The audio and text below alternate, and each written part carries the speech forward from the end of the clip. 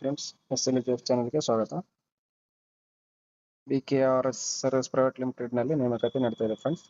ಇದು ರಾಯಚೂರು ಜಿಲ್ಲೆಯ ಮಹಾತ್ಮ ಗಾಂಧಿ ರಾಷ್ಟ್ರೀಯ ಗ್ರಾಮೀಣ ಉದ್ಯೋಗ ಖಾತರಿ ಯೋಜನೆಯ ಅನುಷ್ಠಾನಗೊಳಿಸಲು ತಾಂತ್ರಿಕ ಸಿಬ್ಬಂದಿಗಳ ಸೇವೆ ಅವಶ್ಯಕತೆ ಇದ್ದು ಆಸಕ್ತಿ ಅಭ್ಯರ್ಥಿಗಳು ಅರ್ಜಿ ಸಲ್ಲಿಸಬಹುದಾಗಿದೆ ಅಂತ ಕೊಟ್ಟಿದ್ದಾರೆ ಫ್ರೆಂಡ್ಸ್.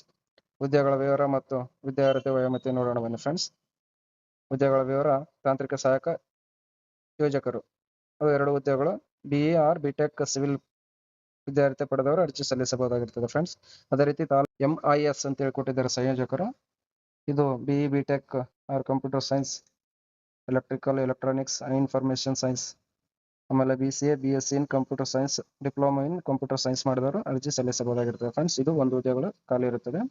ಅದೇ ರೀತಿ ತಾಂತ್ರಿಕ ಸಹಾಯಕ ಸಿವಿಲ್ ಹುದ್ದೆಗಳು 14 ಹುದ್ದೆಗಳು ಖಾಲಿ ಇದ್ದು BE BTech ಸಿವಿಲ್ ಪದವಿ ಹೊಂದಿದವರು ಅರ್ಜಿ ಸಲ್ಲಿಸಬಹುದಾಗಿರುತ್ತದೆ. ಅದೇ ರೀತಿ ತಾಂತ್ರಿಕ ಸಹಾಯಕರು ತೋಟಗಾರಿಕೆ ಅಂತ ಹೇಳಿ ಕೊಟ್ಟಿದ್ದಾರೆ ಫ್ರೆಂಡ್ಸ್. ಇವು 6 ಹುದ್ದೆಗಳು ಖಾಲಿ ಇರ್ತವೆ. Graduate in agriculture, horticulture or other equivalent qualification with computer knowledge ಅಂತ ಹೇಳಿ ಕೊಟ್ಟಿದ್ದಾರೆ.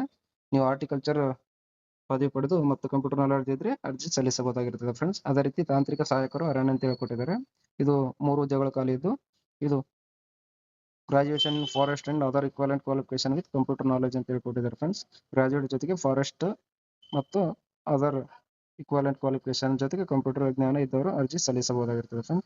ಅದೇ ರೀತಿ ತಾಂತ್ರಿಕ ಸಹಾಯಕರು ಅಂತ ಹೇಳಿ ಕೊಟ್ಟಿದ್ದಾರೆ.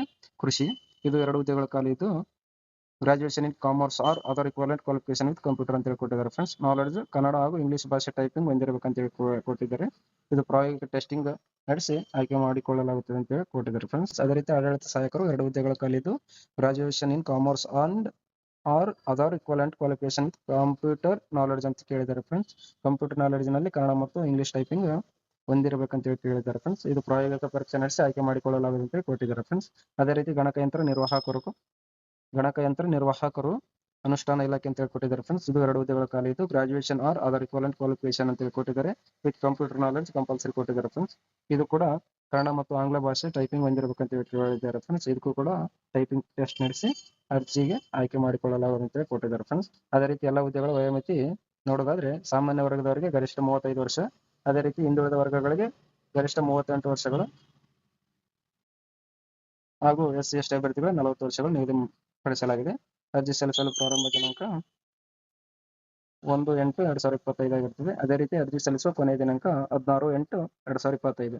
ಅರ್ಜಿ ಸಲ್ಲಿಸಿದ ಅಭ್ಯರ್ಥಿಗಳು ಮೂಲ ದಾಖಲೆಗಳ ಪರಿಶೀಲನಾ ದಿನಾಂಕ ಕೊಟ್ಟಿದ್ದಾರೆ ಫ್ರೆಂಡ್ಸ್. 25/8/2025 ಆಗಿರುತ್ತದೆ. ನೀವು ಈ ದಿನಾಂಕ ಒಳಗಡೆ ಅರ್ಜಿ ಸಲ್ಲಿಸಬಹುದಾಗಿರುತ್ತದೆ ಫ್ರೆಂಡ್ಸ್. ಸೂಚನೆಗಳು ಕೊಟ್ಟಿದ್ದಾರೆ. ಆಯ್ಕೆಯಾದ ಅಭ್ಯರ್ಥಿಗಳು ಕೇವಲ ಹೊರಗುತ್ತಿಗೆ ಆಧಾರದ ಮೇಲೆ ಕಾರ್ಯನಿರ್ವಹಿಸುವ ನೌಕರರಾಗಿದ್ದು ಅಂತ ಹೇಳಿ ಕೊಟ್ಟಿದ್ದಾರೆ ಫ್ರೆಂಡ್ಸ್. ಇವು ಕಾಯಂ ಹುದ್ದೆ ಆಗಿರೋದಿಲ್ಲ.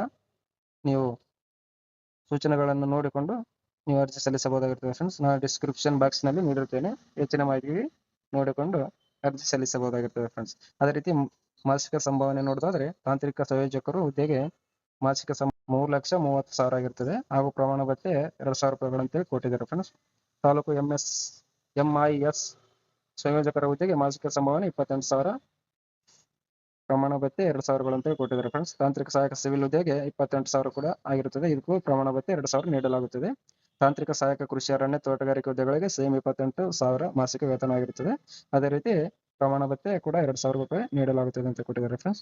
ಆಡಳಿತ ಸಹಾಯಕರ ಹುದ್ದೆಗೆ ಮಾಸಿಕ ಸಂಭಾವನೆ 22,000 ರೂಪಾಯಿಗಳು ಅಂತೇಳಿ ಕೊಟ್ಟಿದ್ದಾರೆ ಫ್ರೆಂಡ್ಸ್. ಅದೇ ರೀತಿ ಗಣಕಯಂತ್ರ ನಿರ್ವಾಹಕರ ಹುದ್ದೆಗೆ ಸಂಭಾವನೆ 18,480 ರೂಪಾಯಿಗಳು ಅಂತೇಳಿ ಕೊಟ್ಟಿದ್ದಾರೆ ಫ್ರೆಂಡ್ಸ್. ಆಯ್ಕೆ ವಿಧಾನ ನೋಡೋದಾದ್ರೆ ಈ ಕೆಳಕಂಡ ವಿಧಾನವನ್ನು ಅಳವಡಿಸಿ ಮೆರಿಟ್ ಪಟ್ಟಿ ಸಿದ್ಧಪಡಿಸಿ ಮೆರಿಟ್ ಆಧಾರದ ಮೇಲೆ ಆಯ್ಕೆ ಮಾಡಿಕೊಳ್ಳಲಾಗುವುದು ಅಂತ ಹೇಳಿ ಕೊಟ್ಟಿದ್ದಾರೆ ಫ್ರೆಂಡ್ಸ್. ಅದೇ ರೀತಿ ತಾಂತ್ರಿಕ ಸಂಯೋಜಕರ ಹುದ್ದೆಗೆ ಕನಿಷ್ಠ ವಿದ್ಯಾರ್ಥಿ 100 ಅಂಕಗಳು, ಸ್ನಾತಕೋತ್ತರ ಪದವಿಗೆ 10 ಅಂಕಗಳು, ಅನುಭವಕ್ಕೆ ಗರಿಷ್ಠ 10 ಅಂಕಗಳು ನೀಡಲಾಗುತ್ತದೆ ಅಂತ ಹೇಳಿ ಕೊಟ್ಟಿದ್ದಾರೆ ಫ್ರೆಂಡ್ಸ್. ಅದೇ ರೀತಿ ತಾಂತ್ರಿಕ MIS ಸಂಯೋಜಕರಿಗೆ ಕನಿಷ್ಠ ವಿದ್ಯಾರ್ಥಿಗೆ 100 ಅಂಕಗಳು, ಸ್ನಾತಕೋತ್ತರ ಪದವಿಗೆ 10 ಅಂಕಗಳು, ಅದೇ ರೀತಿ ಅನುಭವಕ್ಕೆ 10 ಅಂಕಗಳು ನೀಡಿ ಈ ಮೆರಿಟ್ ಲಿಸ್ಟ್ ಅನ್ನು ತಯಾರಿಸಿ ಇದರ ಪ್ರಕಾರ ಅರ್ಜಿ ಮೇಲೆ ನಿಗದಿಪಡಿಸಿಕೊಂಡು ನಂತರ ಆಯ್ಕೆ ಮಾಡಿಕೊಳ್ಳಲಾಗುತ್ತೆ ಅಂತ ಹೇಳಿ ಕೊಟ್ಟಿದ್ದಾರೆ ಫ್ರೆಂಡ್ಸ್. ತಾಂತ್ರಿಕ ಸಹಾಯಕ ಇಂಜಿನಿಯರಿಂಗ್ ಕೂಡ ಕನಿಷ್ಠ ವಿದ್ಯಾರ್ಥಿ 100 ಅಂಕಗಳಿಗೆ, ಸ್ನಾತಕೋತ್ತರ ಪದವಿಗೆ 10 ಅಂಕಗಳು, ಅದೇ ರೀತಿ ಅನುಭವಕ್ಕೆ ಗರಿಷ್ಠ 10 ಅಂಕಗಳು. ಸಿವಿಲ್ ಹುದ್ದೆಗಳಿಗೆ ಮೀಸಲಾತಿ ಕೆಳಗಂಡಂತೆ ಕೊಟ್ಟಿದ್ದಾರೆ ಫ್ರೆಂಡ್ಸ್. ಟೋಟಲ್ ಒಟ್ಟು 14 ಹುದ್ದೆಗಳು ಖಾಲಿದ್ದು ನೀವು ನೋಡಿಕೊಳ್ಳಬಹುದಾಗಿರುತ್ತದೆ. ತಾಂತ್ರಿಕ ಸಹಾಯಕ ಕೃಷಿ ತೋಟಗಾರಿಕೆ ಅರಣ್ಯಗೆ ಸೇಮ್ ಕನಿಷ್ಠ ವಿದ್ಯಾರ್ಥಿ 100 ಅಂಕಗಳು, ಸ್ನಾತಕೋತ್ತರ ಪದವಿಗೆ 10 ಅಂಕಗಳು, ಅನುಭವಕ್ಕೆ 10 ಅಂಕಗಳು ನೀಡಲಾಗುತ್ತದೆ ಅಂತೇಳಿ ಕೊಟ್ಟಿದ್ದಾರೆ ಫ್ರೆಂಡ್ಸ್. ಹೆಚ್ಚಿನ ಮಾಹಿತಿಗಾಗಿ ವೆಬ್ಸೈಟ್ ಲಿಂಕ್ ಡಿಸ್ಕ್ರಿಪ್ಷನ್ ಬಾಕ್ಸ್ ನಲ್ಲಿ ನೀಡಿರುತ್ತೇನೆ. ಹೆಚ್ಚಿನ ಮಾಹಿತಿ ಓದಿಕೊಂಡು ನಂತರ ತಿಳಿದ ನಂತರ ಅರ್ಜಿ ಸಲ್ಲಿಸಬಹುದಾಗಿರ್ತದೆ ಫ್ರೆಂಡ್ಸ್. ಈ ಮಾಹಿತಿ ಇಷ್ಟವಾದರೆ ನಮ್ಮ ಚಾನಲನ್ನು ಸಬ್ಸ್ಕ್ರೈಬ್ ಮಾಡಿ ಫ್ರೆಂಡ್ಸ್. ಬೆಲ್ ಐಕನ್ ಒತ್ತಿ. ಧನ್ಯವಾದಗಳು.